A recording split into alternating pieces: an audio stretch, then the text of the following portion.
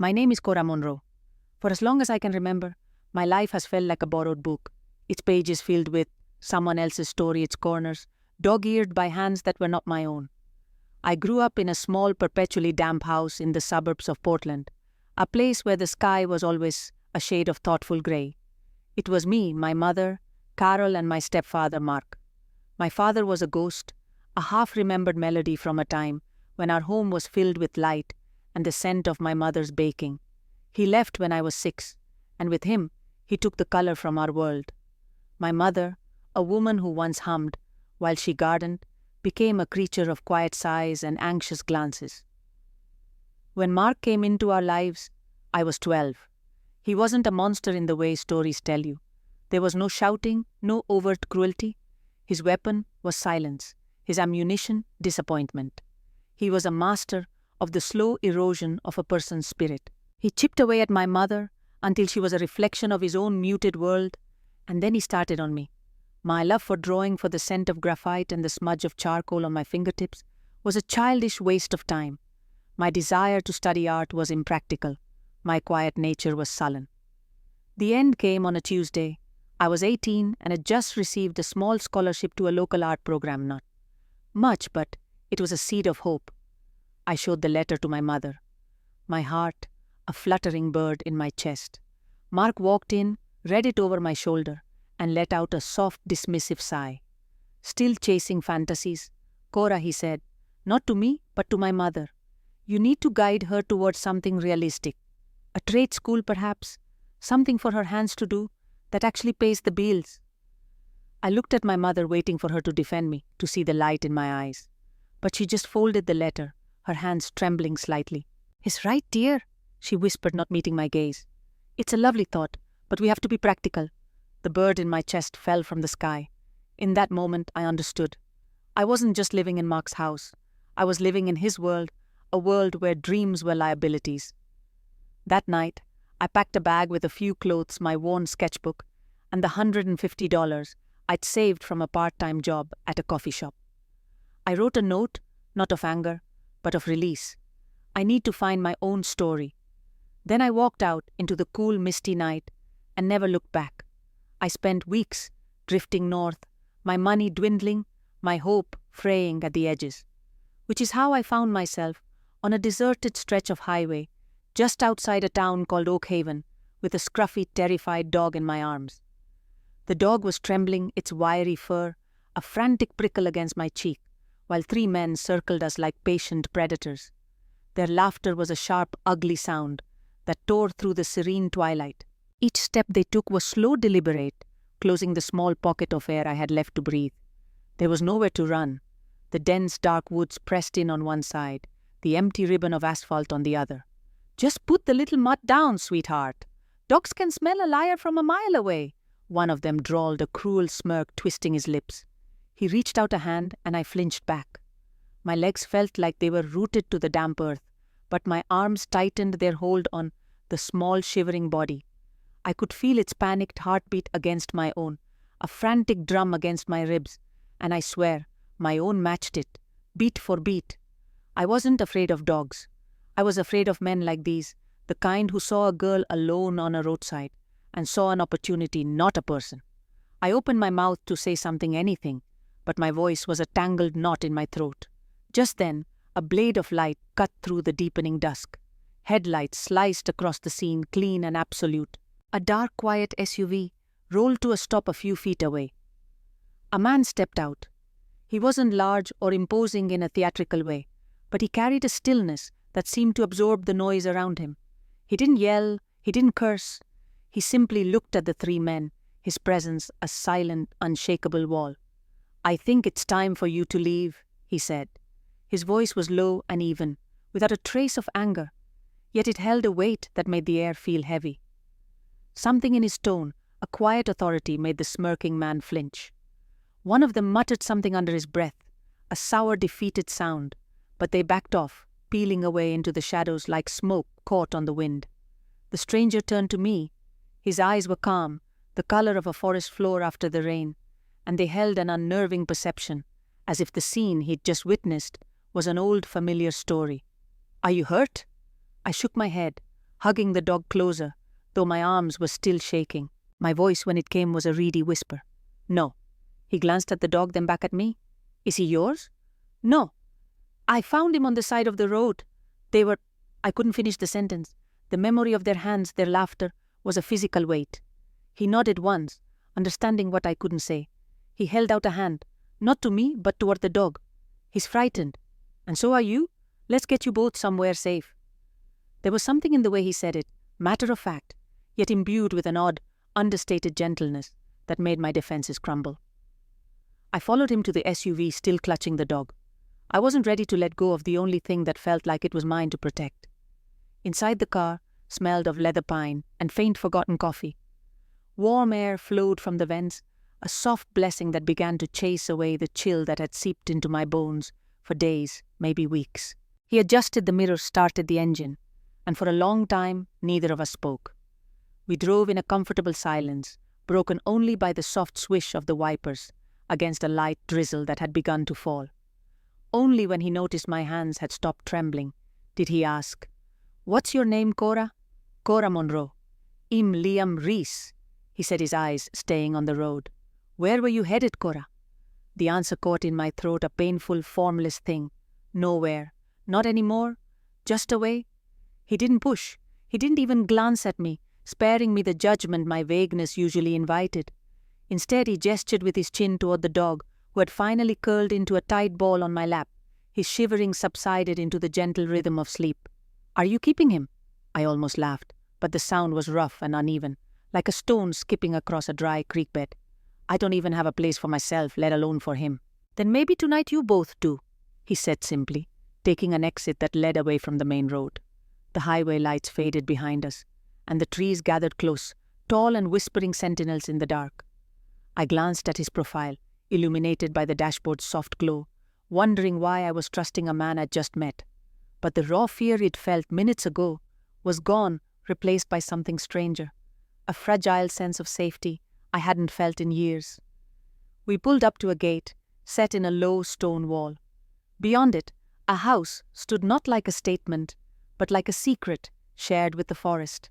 It was made of dark wood stone and vast panes of glass that reflected the surrounding pines. It had modern angles, but it felt ancient, as if it had grown from the earth itself. He opened the gate with a remote and drove through. "You can stay in the guest cottage. It's separate from the main house. No one will bother you there," he said, his tone more factual than kind, as if kindness was a given and didn't need to be announced. I followed him, the dog, who I had decided to name Finn still, cradled in my arms. He led me to a smaller building, a perfect miniature of the main house, nestled under the protective branches of an old-growth cedar. He unlocked the door and flipped on a light, revealing a space that was simple, warm, and utterly peaceful. For a moment, I couldn't speak. I had been ready to spend the night on a cold bench at a bus station, and instead I was standing in this quiet sanctuary. "Lock the door from the inside when I leave," he said, setting a set of keys on the small wooden counter. "We can talk tomorrow about what you need. There's food in the fridge, clean towels in the bathroom." He paused at the door, his gaze lingering on me for a second. "You look like someone who hasn't had a good night's sleep in a long time." I swallowed hard, not because he was wrong, but because he saw it so clearly, as if he'd read the last chapter of my worn-out story. "Thank you," I managed to say the words, feeling small and inadequate. "I mean it." He just nodded and walked out, leaving me with the quiet hum of the heater and the soft, trusting breaths of Finn, now curled on a small rug by the door. I slid onto the edge of the bed, my hands still unsteady. But for the first time in weeks, it wasn't from fear. It was from relief. I didn't know who Liam Reese was, or why he had stopped for me. All I knew was that for tonight I wasn't alone. And in the quiet of that cottage, surrounded by the deep dark woods that felt like a miracle I hadn't earned. When I finally closed my eyes, I thought sleep would come instantly, a heavy blanket to smother the memories. But it didn't. The quiet of the cottage was a blank canvas, and my past rushed in to paint its familiar somber scenes. I wasn't running from adventure.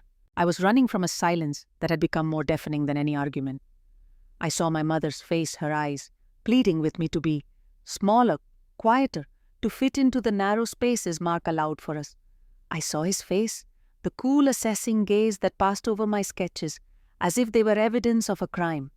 The final argument had been over my art, the one piece of myself I had stubbornly refused to surrender. I had been working on a charcoal portrait of my father, pieced together from a single faded photograph. Mark found me in my room, the floor dusted with black.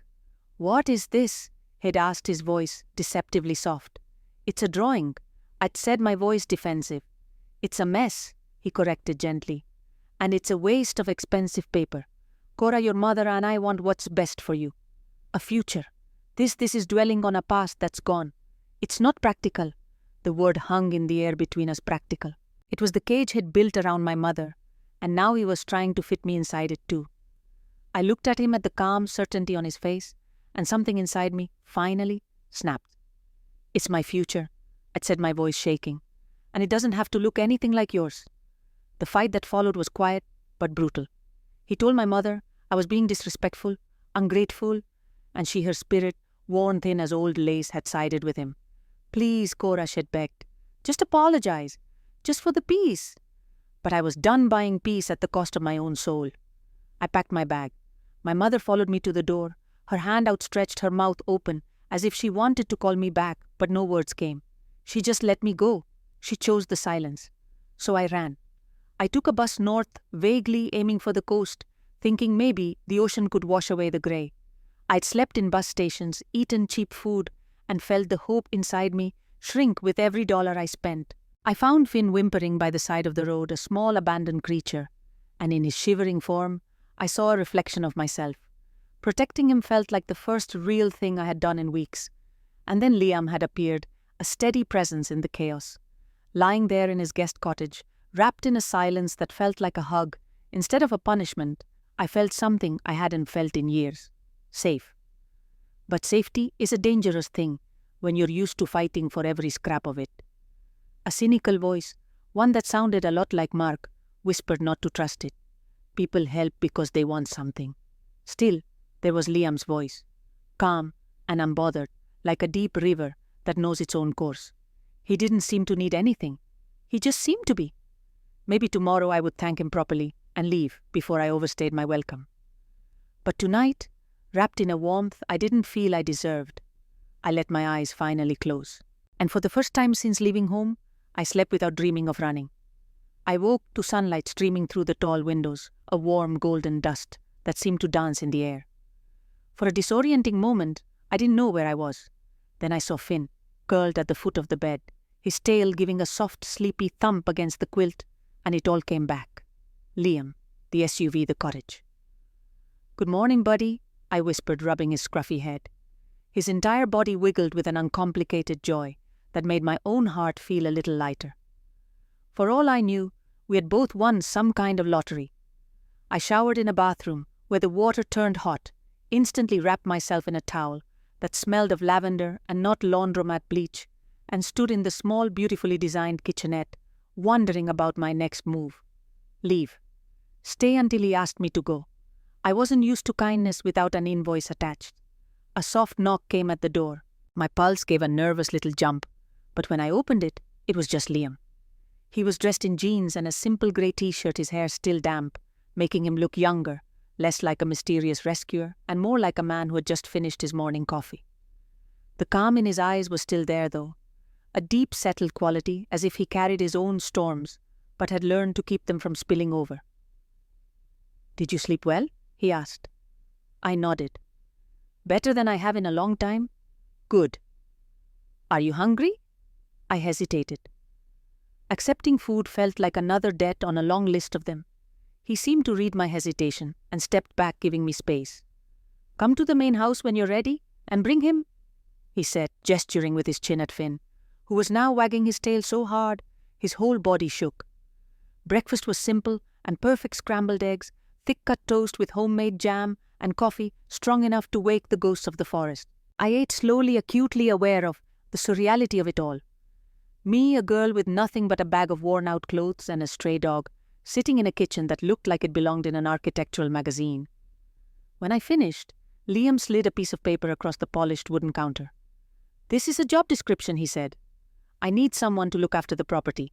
General housekeeping, grocery shopping, maybe some cooking if you feel up to it. It's not complicated. The pay is fair, and you can stay in the cottage rent-free for as long as the arrangement works for both of us. I blinked the words, taking a moment to land. You're offering me a job? You need one, don't you? He said, his tone practical. And I need someone here I can trust. But you don't even know me. He shrugged a small, simple movement. I know you stopped for a stray dog and held your ground against 3 men who were twice your size. For me, that's a better character reference than anything you could write on a resume. I stared at him, a knot of emotion tightening in my throat. I wasn't a housekeeper.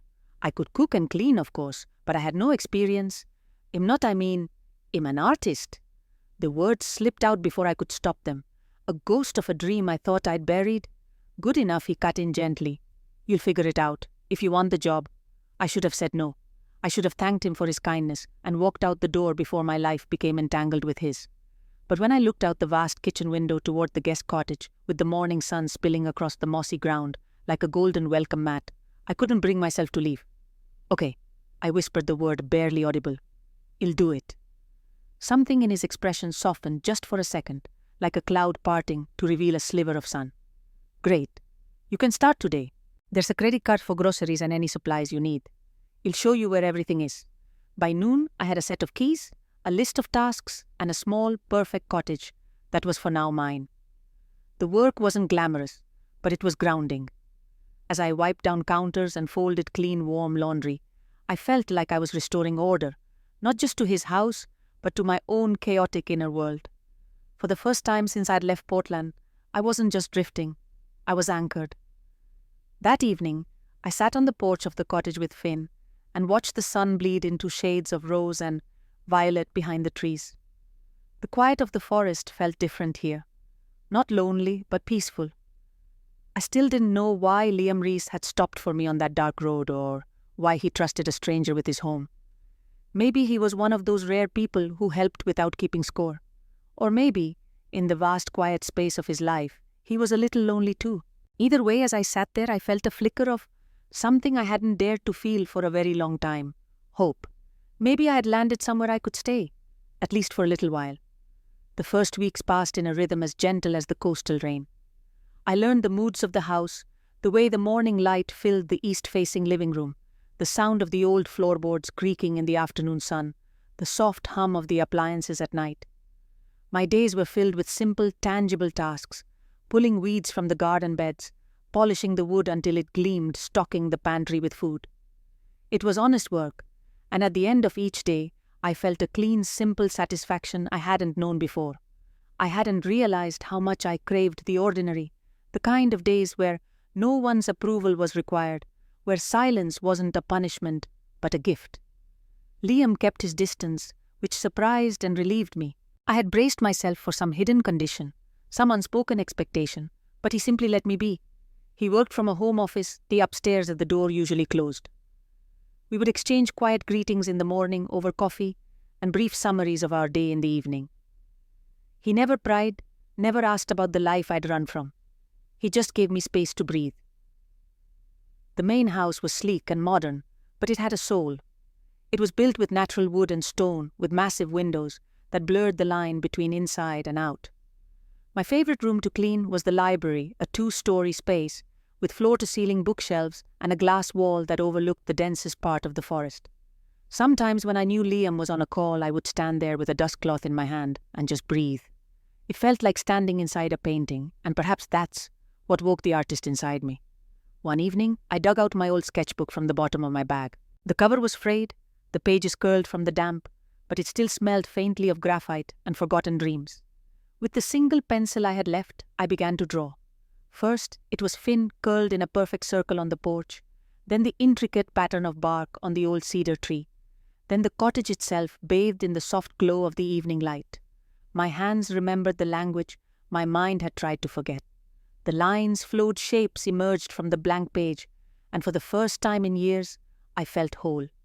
I lost hours to it, so absorbed that when I finally looked up, night had draped itself over the property, like a velvet cloak, and it missed making dinner completely. The next morning, I found Liam on the porch of the main house, holding one of my sketches. My heart leaped into my throat, a frantic, captured thing. He had found a page that had slipped from my pad, a drawing of the view from the library window. "Is this yours?" he asked, his voice quiet. He turned the paper so the early light illuminated every pencil mark. "Yes. I'm sorry, I should have been working," I stammered, heat rushing to my face. "Don't apologize for this," he said, his gaze fixed on the drawing for another moment before he looked at me. "You're good. Really good." I shrugged, the praise making me deeply uncomfortable. "It's just a hobby.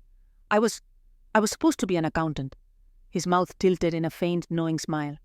"You say that like you're repeating something you were told to want, not something you actually wanted." I didn't answer because he was right. That evening he came back from a trip into town with a small paper bag. He set it on the counter of my cottage without a word. Inside was a set of professional-grade sketching pencils, a charcoal set, and a pad of thick, creamy paper. It was the most beautiful thing I had ever seen. "I can't accept this," I said, my throat tight. "You're working. You're earning a wage," he said, his tone leaving no room for argument. "Consider it an advance, or just consider it a gift from someone who thinks it would be a shame if you stopped." The gratitude that washed over me was so sharp it almost hurt. "Thank you, Liam." He just nodded and went back to the main house, leaving me staring at the clean white pages as if they were a doorway to a world I thought was locked forever. And maybe they were. Over the next weeks, I filled them.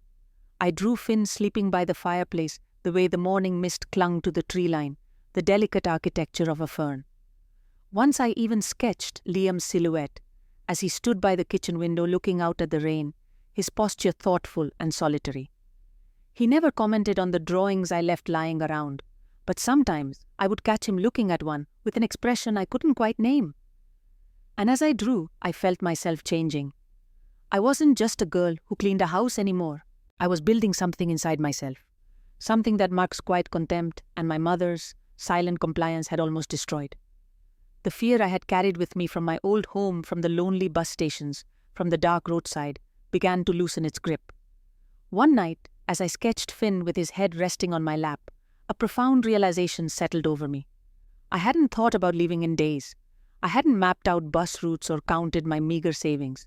For the first time in my adult life, I wasn't just surviving. I was beginning to live. It had been almost a month since that night on the roadside.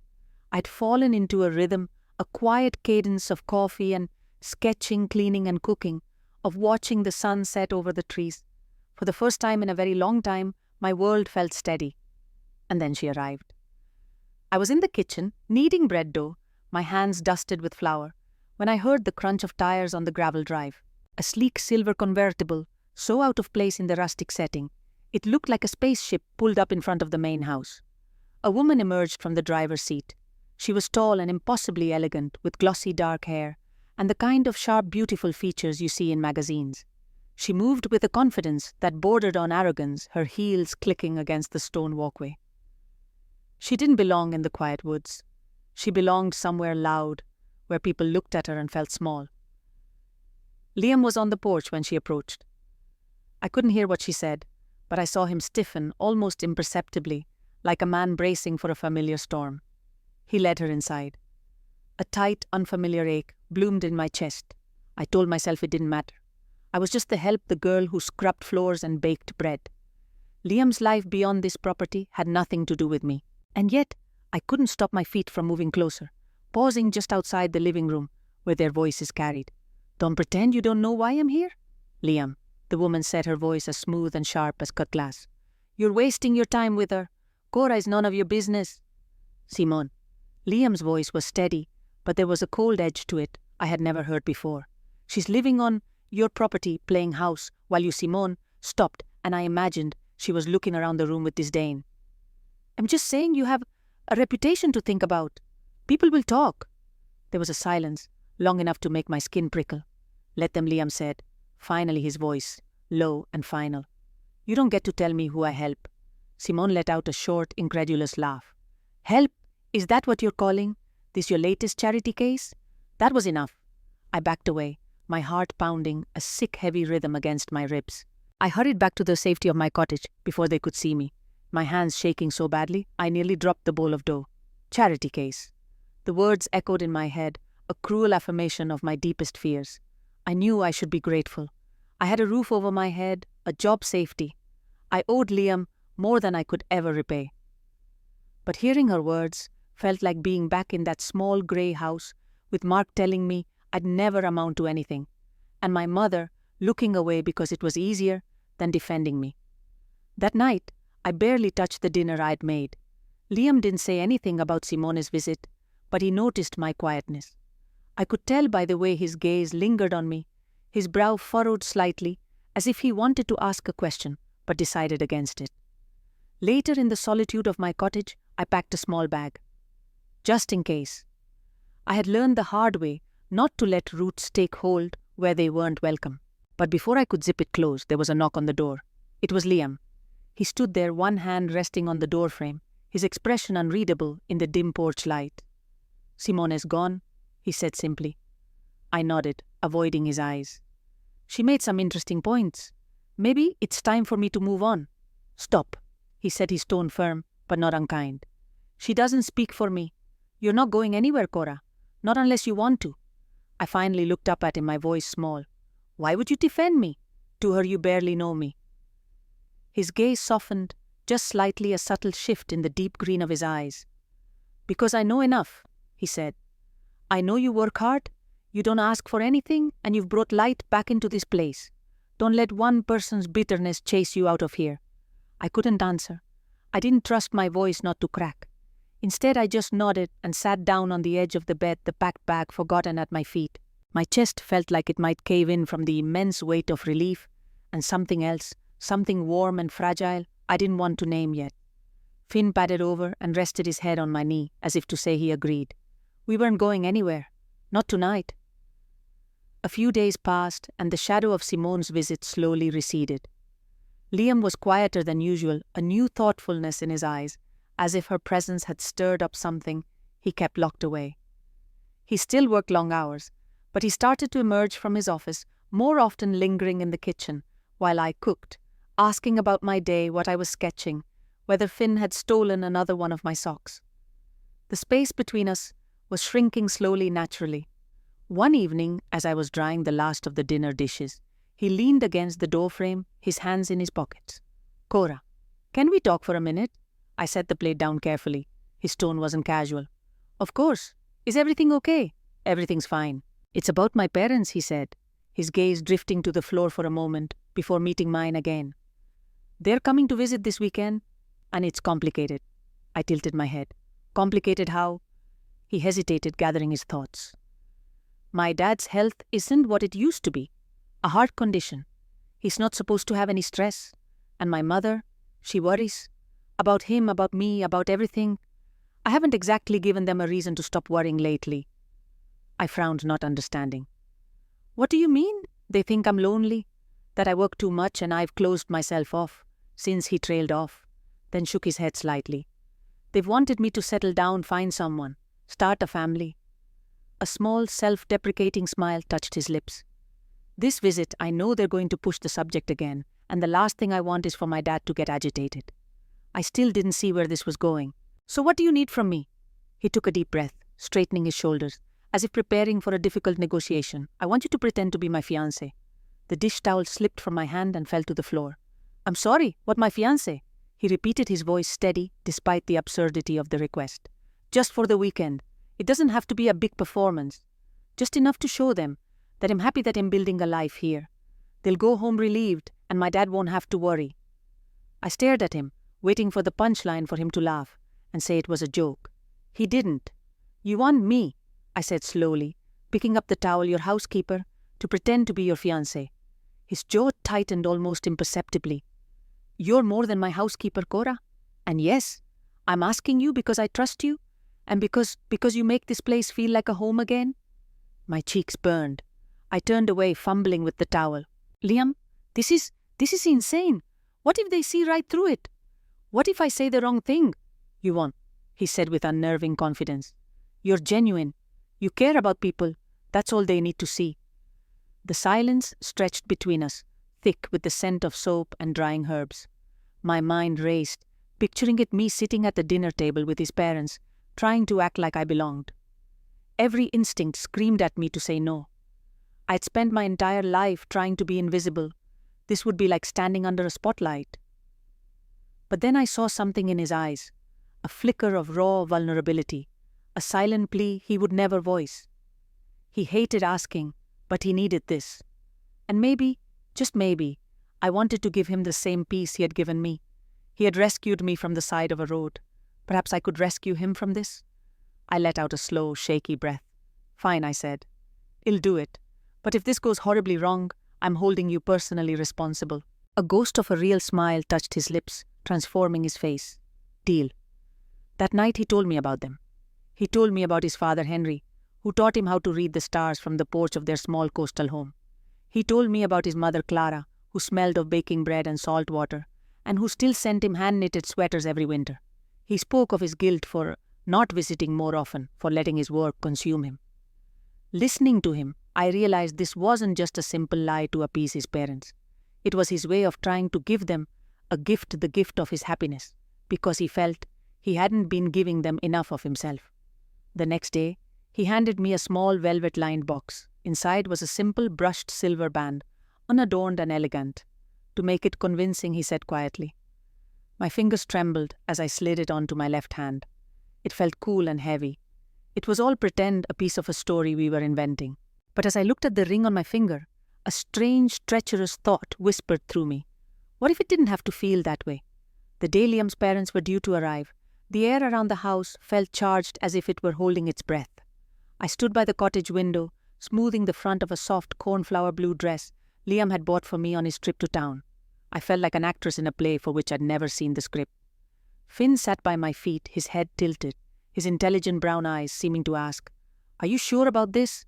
No, I whispered back, though I offered him a reassuring smile. Liam walked in, freshly shaven, and wearing a crisp linen shirt I'd only ever seen hanging in his closet. He stopped when he saw me, his gaze lingering for a moment, not a long stare, but long enough for a warmth to rise in my cheeks. You look perfect, he said, his voice softer than usual. He then cleared his throat and busied himself with his cuffs, as if he were surprised by his own words. Before I could find a reply, the sound of tires crunched on the gravel. A modest sedan pulled up, and an older woman with kind crinkling eyes and a colorful scarf stepped out, followed by a man with a full head of silver hair who moved with a slow, careful gait.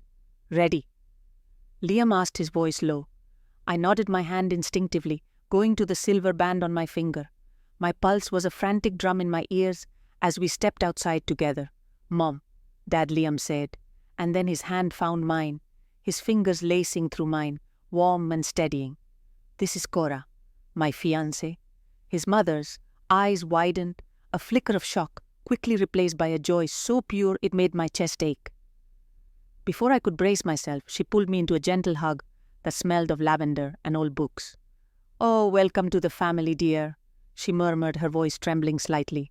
I was beginning to think we'd never get to meet the woman who finally tamed this solitary boy of ours. I managed a nervous laugh, and Liam squeezed my hand, once a silent message. You're doing fine? His father Henry shook my hand, his grip firm, despite his apparent frailty. He studied me with eyes that were sharp and intelligent, yet held an underlying warmth. He's a lucky man, you know, he said, nodding toward Liam. Don't let him forget it. The weekend unfolded like a dream I hadn't known I wanted. We cooked together in the big sunlit kitchen, Clara showing me how to perfectly season a roast chicken, while Henry sat at the table telling stories about a young mischievous Liam. We sat around a crackling fire pit in the evenings, wrapped in blankets while his parents reminisced. I played my part, smiling at the right moments, leaning my head on Liam's shoulder, laughing at stories that were not my own, but felt like they could be. It should have felt like a lie, every moment a betrayal of their trust, but it didn't. The way Liam looked at me when he thought I wasn't watching, the way his thumb would gently stroke the back of my hand, the easy way he included me in their family's history. It all felt alarmingly real.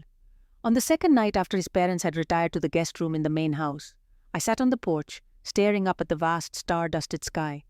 Liam joined me, handing me a steaming mug of herbal tea.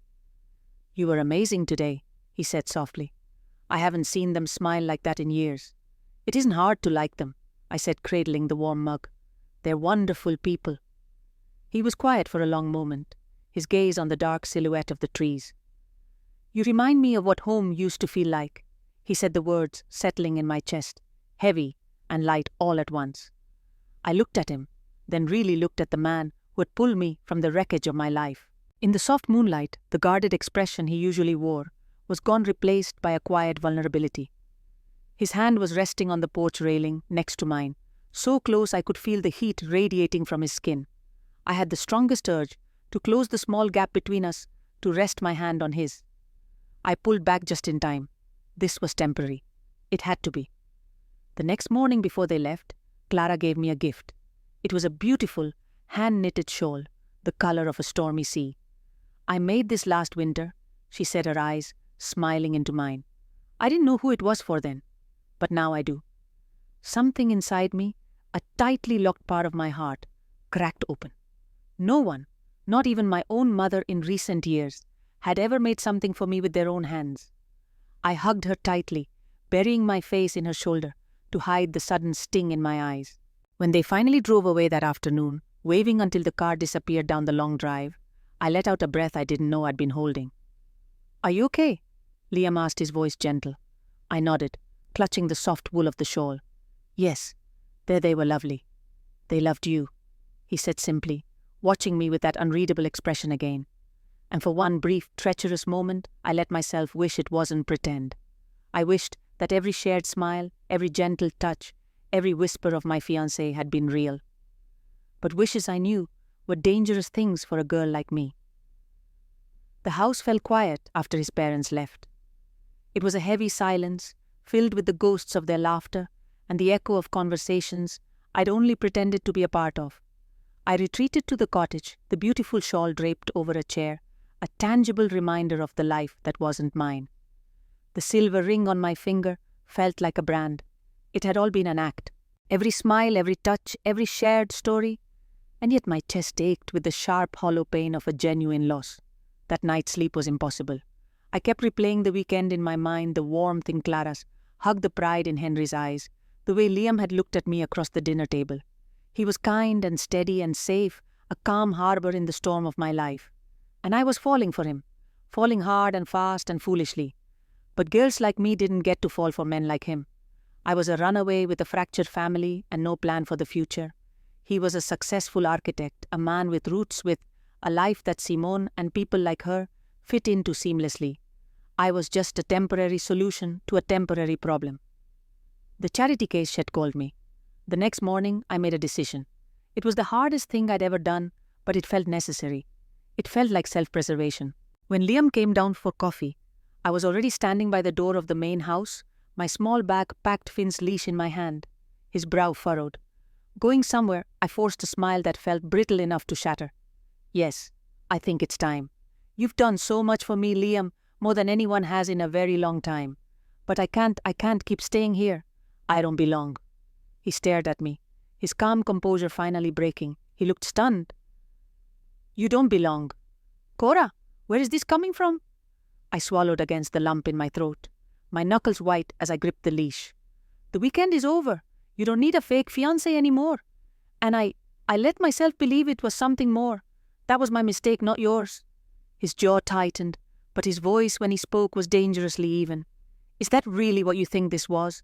That you were just a prop for my parents?" "What else would I be?" I whispered the words barely escaping my lips. He closed the distance between us in 2 long strides, his eyes searching mine, fierce and demanding. "Do you have any idea what you've done since you walked into my life? This house was just a structure. It was silent. I came home every night to empty rooms and the sound of my own footsteps. And then you showed up with a stray dog and a sketchbook full of ghosts, and for the first time in years, it felt like a home." I blinked, startled by the raw emotion in his voice. "Liam, no?" "Yes." He insisted, his voice softening, becoming thick and rough. "You need to hear this. When I asked you to pretend, it wasn't just a lie for my parents. It was selfish. It was because I wanted them to see what I was already starting to feel, even if I was too much of a coward to say it out loud. You weren't a stand-in, Cora. You were just you. And that's what I wanted them to see." A choked sob escaped me. All my life I had felt like I needed to be someone else, more practical, less sensitive, quieter. I hadn't realized how desperately I needed someone to choose me, just for being me. Tears I didn't know I'd been holding back began to fall. Why, I cried softly. "Why would you care about someone like me?" He reached up, his touch impossibly gentle, and brushed a thumb across my cheek, catching a tear. "Because you're the strongest person I've ever met," he said, his voice thick with a sincerity that undid me completely. "You walked away from a life that was crushing you, and you're still standing. You find beauty in the forgotten things. You make art out of your pain. You care about every living thing you meet, even strays like me." That made me laugh a watery, broken sound, and he smiled back, a real smile, soft and crooked and unguarded. "Please don't go," he said quietly, his hands framing my face. "Not because I need a housekeeper. Not because of some fake story. Stay because I don't want this, whatever this is between us, to end."